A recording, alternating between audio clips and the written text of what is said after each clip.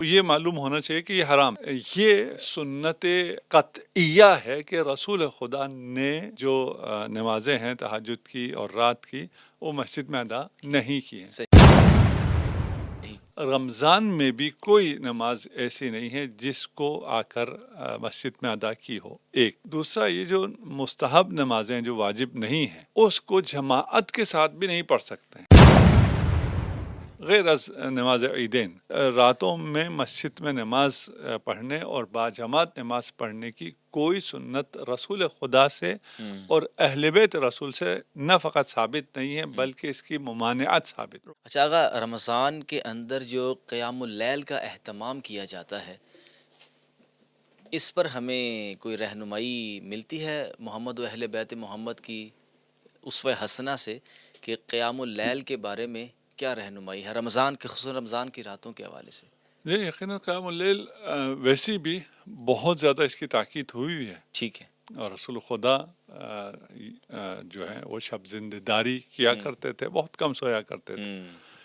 اس میں رسول خدا اور اہل بیت تھے مصطفیٰ صلی اللہ علیہ وآلہ وسلم کی یہ سنت ہے اور یہ تاکید ہے، ان کی تعلیمات ہیں۔ رمضان کے حوالے سے یہ جو نمازیں ہیں، اور اس نماز میں یہ ہے کہ یہ تہجد کی نماز ہے، خود رسول خدا بھی تہجد کی نماز مسجد میں نہیں پڑھتے تھے، صحیح گھر میں، جی اب کہاں پڑھتے تھے وہ ابھی ہم آتے ہیں اگر آپ جی ٹھیک ہے، وہ چاہیے ہو، جی ٹھیک ہے۔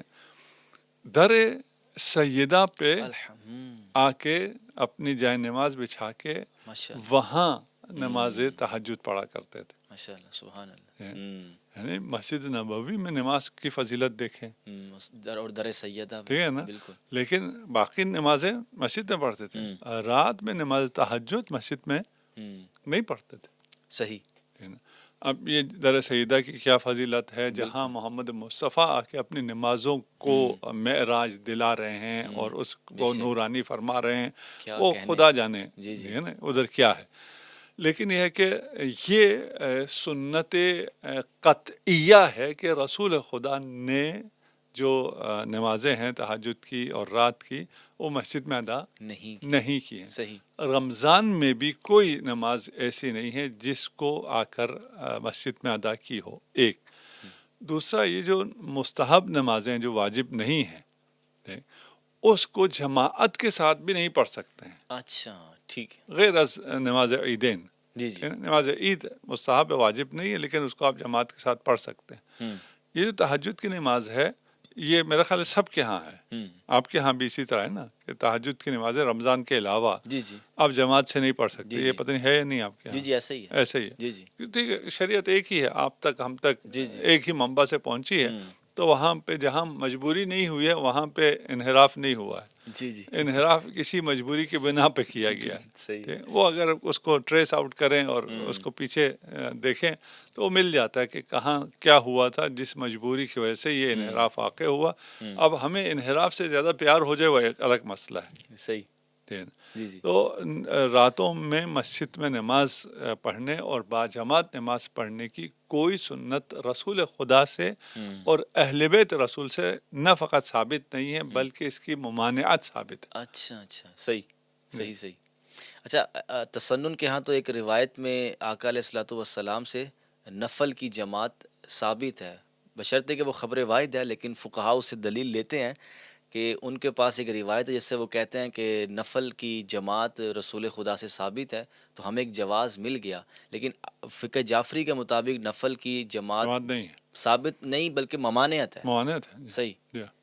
اچھا آقا، اس میں رہنمائی یہ فرما دیں کہ ہمارے ہاں اہل سنت میں عشاء کی نماز کے ساتھ ہی قیام اللیل کا اہتمام کر لیا جاتا ہے، حالانکہ یہ تہجد کی نماز ہے، تو اس میں رہنمائی فرما دیں کہ تہجد کی نماز کا جو وقت ہے وہ وہی وقت ہے کہ فجر سے کچھ پہلے آپ اٹھیں اور وضو کر کے خدا کی بارگاہ میں حاضر ہوں، عشاء کے فوراً بعد سہولت کے طور پر آپ کچھ نوافل ادا کر لیں اور اس کو رمضان کا وہی قیام اللیل سمجھیں، تو یہ ٹھیک نہیں ہوگا؟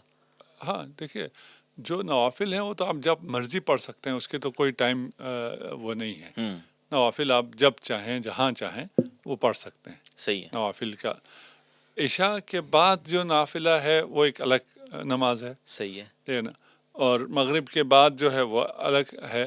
اس کے علاوہ جو آپ نوافل پڑھ سکتے ہیں آپ کسی بھی وقت پڑھ سکتے ہیں, ٹھیک ہے. اور مختلف نمازیں وارد بھی ہوئی ہیں جو آپ خود سے پڑھ سکتے ہیں. جو تہجد کی نماز ہے اس کا افضل وقت وہ ہے جو آپ نے فرمایا سحر سے پہلے, صحیح. نماز صبح سے پہلے وہ اٹھے اور تہجد کی نماز پڑھے, وہ اس کا افضل وقت ہے. اگر کسی کو پتہ ہے کہ میں یہاں نہیں اٹھ سکتا ہوں تو پھر وہ رات میں بھی پڑھ سکتا ہے, عشاء کے بعد بھی پڑھ سکتا ہے. صحیح ہے. ویسے اس کا افضل یہاں ہے, اور آدھی رات سے اس کا وقت شروع ہو جاتا ہے, ہاں صحیح. منتصف اللیل سے اس کا وقت شروع ہو جاتا ہے, وہاں سے وہ پڑھ سکتا ہے, اور افضل وقت یہاں ہے. اور اگر کسی کو یہ خطرہ ہے تو وہ عشاء کے بعد بھی پڑھ سکتا ہے کہ میں اس کے بعد سو جاؤں گا عشاء کے فوراً بعد, پھر میں نہیں اٹھ سکوں گا اس لیے میں ابھی پڑھ رہا ہوں, وہ پڑھ سکتا ہے. صحیح. اچھا, قیام اللیل کی کوئی رکعت بھی متعین ہے شریعت میں, یا جتنی مرضی انسان پڑھ لے؟ دیکھیے ایک نماز تہجد ہے جسے ہم نماز تہجد کہتے ہیں, وہ 11 رکعت اس کی متعین ہے. ٹھیک ہے. لیکن یہ نہیں ہے کہ آپ 11 رکعت پڑھ سکتے ہیں, اس کے علاوہ نہیں پڑھ نہیں سکتے. صحیح ہے. ٹھیک ہے نا, نوافل آپ جتنا چاہیں پڑھ سکتے ہیں. رسول خدا کے لیے بھی ہے, امیر المومنین کے لیے بھی ہے کہ وہ رات میں 1000 رکعت پڑھا کرتے تھے. صحیح. اور وہ کیسے ہو سکتا ہے, اس کا اپنا بھی جواب ہے. صحیح ہے. کیسے ہو سکتا ہے کہ ایک رات میں کوئی شخص 1000 رکعت نماز پڑھے؟ تو یہ جو 1000 رکعت ہے یہ اور نوافل ہے. اور جو نافل شب ہے, نماز شب اسے کہیں, نماز تہجد کے, وہ ہمارے ہاں 11 رکعت نماز ہے. صحیح. اور یہ 11 رکعت جو اہل سنت میں 8 رکعت نوافل اور 3 وطر ملا کر ہیں, تو آپ کے یہاں بھی اسی طرح ہے. یعنی کہ وطر تشیع کے ہاں بھی ہیں؟ ہاں, وطر ایک ہے, پھر نماز شب ہے, اور باقی جو 8 رکعت ہے. صحیح. اچھا, آخر میں آغا ہمیں آپ مختصر رہنمائی فرما دیں رمضان کے آداب کے لحاظ سے. بیچ میں آپ نے ذکر تو کر دیا, لیکن ایک نوجوان روزہ رکھتا ہے اور وہ کام کاج میں بھی مصروف ہے یا پڑھائی میں مصروف ہے, تو وہ صبح سے لے کر شام تک ظاہر سی بات ہے غیبت نہیں کرے گا, چغلی نہیں کرے گا. اب ان سارے معاملات میں زبان بند رکھی جائے, ذکر اذکار پر توجہ دی جائے, نظروں کی حفاظت کی جائے, کانوں کی حفاظت کی جائے, تو بظاہر ایسا لگتا ہے کہ بالکل بے رونق سے زندگی میں وہ جی رہا ہے. تو اس پر تھوڑی رہنمائی فرما دیں کہ بولنا ہے تو کیا بولنا ہے, کیسے بولنا ہے, کم بولنا ہے, سننا ہے تو کیا سننا. لوگ بڑا پریشان ہو جاتے ہیں کہ پھر تو بندہ بالکل آنکھیں ہی بند کر لے, کہانی بند کر لے, زبان ہی بند کر لے. دیکھیے یہ زندگی کی رونقیں اگر معصیت سے ہے تو یہ کوئی رونق نہیں. صحیح ہے. یہ نا, یہ سب سے پہلے تو یہ انسان کو سمجھنا چاہیے. اس کے بعد وہ جب لذت ترک کو چکھ لے, ماشاء اللہ, جی جی, ہے نا, تو اس کے بعد یہ نہیں ہوگا کہ وہ کہ میں کیسے ترک کروں گناہ کو, معصیت کو. صحیح. اس میں لذت ہے, اور گناہ کرنے سے اس کی لذت یہ نہیں کہہ سکتا میں 2 برابر 3 برابر, کوئی مقایسہ ہی نہیں ہے. صحیح. تو یہ نہیں کہ اس کی زندگی سے رونقیں چھن جاتی ہیں, اس کی زندگی میں رونقیں آ جاتی ہیں. اور حقیقی رونق وہ ہے جو روح کو میسر ہو. صحیح. بدن کو یہ جو رونق اور یہ غیبت کرنا یا معصیت کرنا, اس سے بدن بھی تھک جاتا ہے, روح تو اور زیادہ عذاب میں مبتلا ہو جاتا ہے. ایک غفلت میں تھوڑی دیر کر سکتا ہے انسان یہ چیزیں معصیت, لیکن اس سے کبھی بھی انسان مطمئن اور خوش نہیں ہوتا ہے. انسان کو مطمئن اور خوش ہونے کے لیے ان چیزوں کو ترک کرنا ضروری ہے. یعنی انہیں ترک کریں گے تو زندگی میں رونق آئے گی. صحیح. آپ کو رونق ملے گی. دیکھیے رونق 2 طرح کی, ایک آپ کو اندر رونق ملے, ایک یہ ہے کہ آپ کو یوٹیوب کے لیے, فیس بک کے لیے رونق ملے. جی جی, اس میں رونق یہ ہے کہ یہ جو معصیت آپ نے کہی ہے یہ رونق ہے. کسی کے بارے میں اٹھ پٹانگ بات کرو, فلان کرو, مارو کسی کو, پتہ نہیں کیا کیا کرو, تنگ کرو, ٹھیک ہے, پرینک کرو, یہ رونق ہے. جی جی, اس پہ لوگ ہنستے ہیں. یہ ہے رونے کا مقام. صحیح, بالکل. مجھے آج تک سمجھ نہیں آیا, ایک آدمی گرا ہے اور بہت بری طرح گرا ہے, اسے درد ہو رہا ہے, اس پہ ساری دنیا کیوں ہنس رہی ہے؟ یہ کیا رونق ہے؟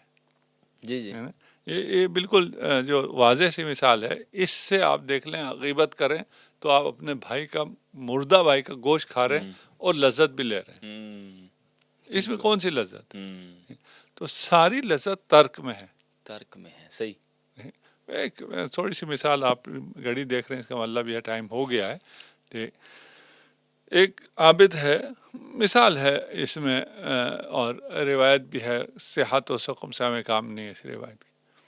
وہ بہت زیادہ عبادت کرتا تھا. ایک دفعہ سے خیال آیا کہ میں اگر عبادت چھوڑ دوں تو پھر کیا ہوگا. مجھے خدا نے بہت نوازا ہوا ہے، تو یہ سب میں چھوڑ کے دیکھتا ہوں مجھے کہاں نقصان ہوتا ہے، اس نے عبادت کرنا چھوڑ دی۔ سال 2 سال بعد اس نے کہا مجھے تو کوئی نقصان نہیں ہوا۔ وہ آیا، شاید حضرت موسیٰ کے دور کا قصہ ہے، حضرت موسیٰ کے پاس یا جس بھی نبی کے پاس گیا، کہا کہ میں نے یہ عبادت چھوڑی، میرا خیال تھا مجھے نقصان ہوگا لیکن مجھے کوئی نقصان نہیں ہوا۔ صحیح۔ تو حکم آیا، خبر آئی کہ نہیں اس کو تو نقصان ہوا ہے، اسے اس کا احساس نہیں ہے جو نقصان ہوا۔ صحیح۔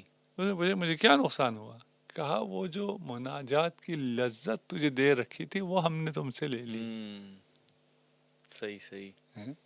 ٹھیک ہے، اب اس کے بعد جس سے مناجات کی لذت لی گئی ہو اس کے لیے مناجات، عبادات، دعائیں، روزہ، تلاوت، اس میں لذت نہیں ہے، رونق نہیں ہے، ایسے ہی اس کی زندگی بے رونق ہو گئی آپ کی اصطلاح میں۔ جی جی۔ اور اس کے لیے یہ رونق کہاں قرار دی گئی؟ معصیت اور گناہ اور غیبت اور ان چیزوں میں رکھ دیا گیا۔ یہ سب سے بڑی سزا ہے ایک انسان کے لیے، صحیح، کہ جہاں لذت نہیں ہے اس میں اس کو لذت دی گئی، یعنی جو اس کے لیے نقصان دہ ہے۔ جی جی۔ مثلا میں ڈائبٹک کا مریض ہوں، مجھے اگر کوئی آپ دعوت کریں اور میں آؤں آپ کی دعوت میں اور آپ مجھے خوب میٹھا کھلا دیں، جی جی، تو یہ میں کوئی اس وقت تو شاید کھا لوں گا، انجوائے کروں گا، یہ میں نے کوئی انجوائے نہیں کیا، یہ مجھے پتہ چلے گا اس کا کیا اثر ہے جب وہ شوگر شوٹ کرے گا اور جی جی، اس کے نتیجے میں جو مجھے نقصان ہوگا فلان ہوگا۔ تو مجھے اس لذت کو اس کڑوی چائے میں بھی مجھے آ سکتی ہے۔ میں ابھی پرسنلی کڑوی چائے پی سکتا ہوں، میٹھی چائے پی ہی نہیں سکتا۔ اگر میں چینی والی چائے پیوں تو میرے سر میں تھوڑا سا درد شروع ہو جاتا ہے اور مجھے وہ کوئی ڈارک چاکلیٹ یا کوئی کڑوا بادام ہو، اس قسم کی کوئی چیز لینی پڑتی ہے۔ تو آپ اپنی لذت کو، رونق کو جہاں چاہیں قرار دے سکتے ہیں۔ اگر آپ اپنی رونق کو وہاں قرار دیں جہاں خدا نے رونق قرار دیا ہے تو پھر آپ کی زندگی بہت پر رونق ہوگی انشاءاللہ۔ صحیح۔ بس آغا، آج کی نشست کا آخری سوال صدقۃ الفطر کے حوالے سے آپ رہنمائی فرما دیں کہ کیا یہ واجب ہے، اور اگر واجب ہے تو اس سے مراد کیا ہے؟ کیا یہ جو صدقہ ہم دیتے ہیں اس کے روزے کی قبولیت سے تعلق ہے؟ اگر نہیں دیں گے تو کیا سارے روزے باطل ہو جائیں گے؟ نہیں، اس کا قبولیت سے تعلق نہیں ہے، ٹھیک ہے، یہ خود ایک مستقل واجب ہے۔ اچھا، مثلا روزہ مجھے واجب ہے، میں نے 29 روزے رکھے، ایک روزہ نہیں رکھا، تو اس کا مطلب یہ نہیں ہے کہ میرے باقی 29 روزے باطل ہو گئے۔ جیسے خود روزے میں اگر مجھے 18 گھنٹے روزہ رکھنا ہے، میں نے روزے رکھے، آخری 10 منٹ میں نے نہیں رکھا، اس لیے کہ مجھے کہا ہوا ہے کہ اس 10 منٹ میں تم نہیں کھاؤ گے تو تمہارا پتہ نہیں روزہ مکروہ ہو جائے گا، کیا ہو جائے گا۔ جی ٹھیک، جی، مجھے کہا الی اللیل، رات تک روزہ رکھو، رات سے پہلے میں کھول دوں، تو مجھے پھر پچھلے میں نے 12 گھنٹے، 15 گھنٹے، 16 گھنٹے رکھے، اس کا کوئی ثواب نہیں ملے گا، وہ سارا باطل ہو جائے گا۔ روزے میں گھنٹوں کے لحاظ سے یہ ہے، لیکن دنوں کے لحاظ سے یہ نہیں ہے۔ اگر میں نے 29 دن روزہ رکھا، ایک دن نہیں رکھا، تو 29 دن کے روزے ہوئے، اس کا ثواب ہوا، یہ ایک دن کا عقاب ہوگا۔ اور خدا نہ کرے کوئی ایسا بندہ ہو جو روزہ ترک کرے، عمدن ترک کرے، اور وہ خدا کے اس عذاب کا مستحق قرار پائے۔ یہ جو فطرہ ہے اس کا یہ مستقل واجب ہے، اس کا یہ نہیں ہے کہ آپ یہ نہیں دیں گے تو 30 کے 30 روزے، یا چاند نظر آیا تو 29 روزے آپ کے باطل ہو جائیں گے، ایسا نہیں ہے۔ صحیح، یعنی کہ دینا واجب ہے، اس کا تعلق روزے کی قبولیت سے نہیں ہے۔ جی، اچھا، اس میں رہنمائی یہ فرما دے کہ صدقۃ الفطر کسی کو بھی دیا جا سکتا ہے یا خاص مستحقین کے لیے یہ صدقہ رکھا گیا؟ مستحقین کے لیے صدقہ ہے نا، یہ مستحقین کے لیے، کسی کو بھی نہیں دے سکتے۔ یعنی کہ اگر کسی کو ایسے دیں گے تو وہ پھر ادا نہیں ہوگا اس طرح، نہیں، صاحب ثروت کو دے دیا تو ادا نہیں ہوگا۔ ادا نہیں ہوگا نا۔ صحیح۔ اچھا، اس میں ایک چیز آخری آپ یہ بھی رہنمائی فرما دیں، عموماً صدقۃ الفطر کے بارے میں کہا جاتا ہے کہ آپ رمضان کے ابتدائی دنوں میں ادا کر دیں، یعنی کہ پہلے روزے سے لے کر چاند رات تک اس کے دینے کے اوقات ہیں۔ عموماً لوگ عید کے دن بھی دے رہے ہوتے ہیں، تو کوئی خاص وقت مقرر ہے یا پہلے بھی دے سکتے ہیں؟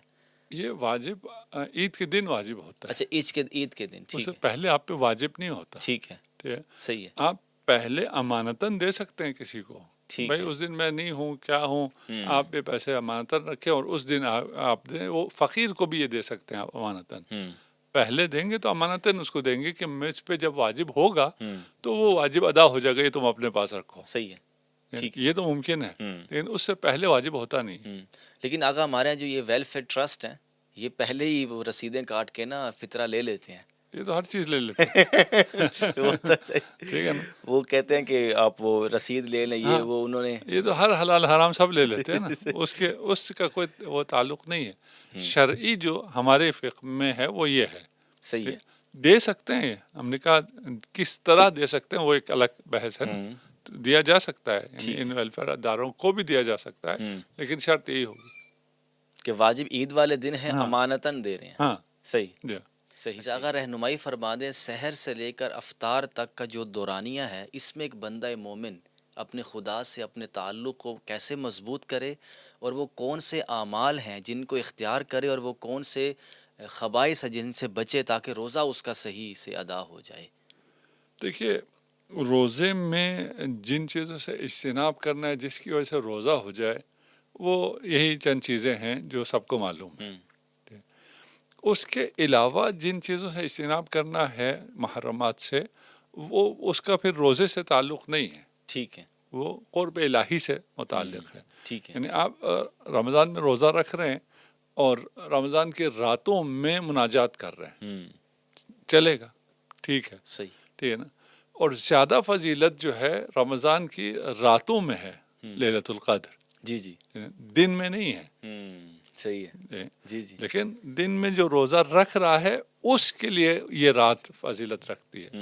دن میں روزہ نہیں رکھ رہا ہے اس کے لیے کیا لیلۃ القدر، کیا لیلۃ القدر. صحیح ہے. جی جی.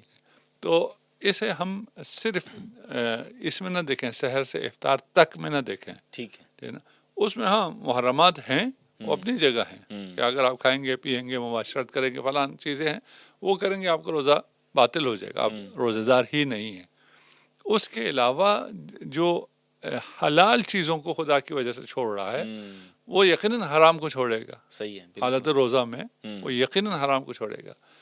یہاں روزے میں ایک اور جو تربیت دی جا رہی ہے وہ یہ ہے کہ ایک ہے کرنا، ایک ہے نہ کرنا. نہ کرنا. جی جی. ترک، ایک فعل ایک ترک. یہاں ترک کی تربیت دی جا رہی ہے. یہاں کیا کرو نہیں ہے، نہ کرو. نہ کرو. جی جی. اور اس پہ رمضان میں اور انہی ایام میں اس نہ کرو پہ فوکس ہونا چاہیے.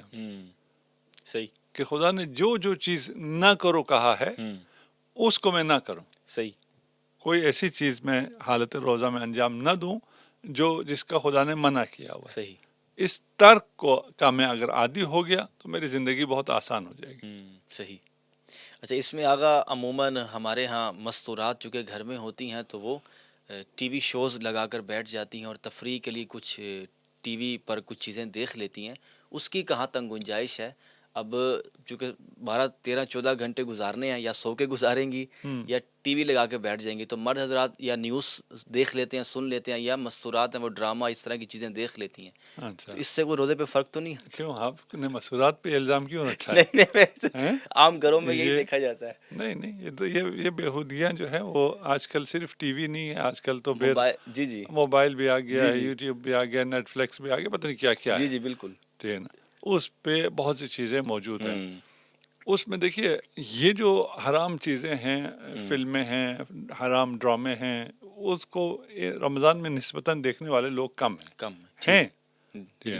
لیکن کم ہے. جی جی. شیطان نے ابھی دوسرا راستہ اختیار کیا ہے. اچھا.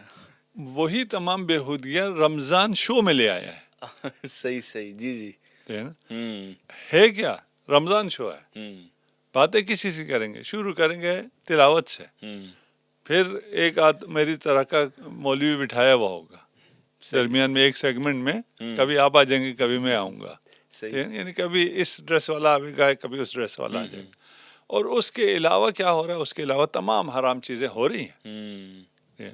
مجھے تعجب اس سے ہوتا ہے کہ مثلا فرض کر لیں کچھ کام جو ہم کرتے ہیں وہ حرام ہے، آپ کی نگاہ میں حرام ہے.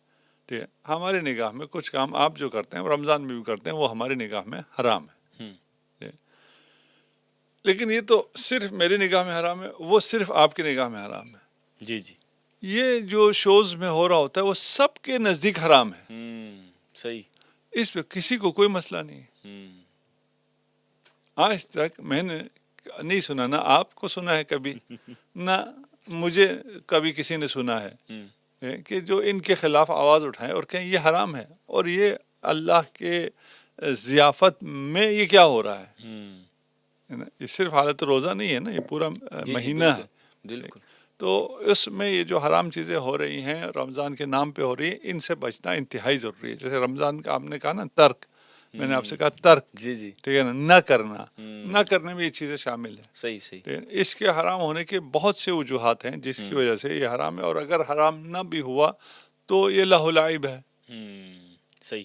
آپ 4 گھنٹے، 2 گھنٹے، 1 گھنٹہ ان چیزوں میں صرف کر دیں اور ان میں لگائیں، یہ بھی صحیح نہیں ہے. یہ بھی یعنی مختلف حرام، سب کو حرام نہیں کہہ سکتا میں، لیکن بہت سے شوز ہیں جس میں حرام چیزیں چل رہی ہوتی ہیں، اور بہت سے ڈرامے ہیں جن میں بہت سے ایسی چیزیں ہیں جس کو نہیں دیکھنا چاہیے. اور اس کے علاوہ بھی اگر فرض کریں ڈرامے میں حرام چیزیں نہیں ہیں، اس سے جو میسج اور آپ کا ذہن بنایا جاتا ہے وہ انحراف کا ہی ہے. صحیح صحیح. اس میں جرائم کو اور محرمات کو نارملائز کیا جا رہا ہوتا ہے.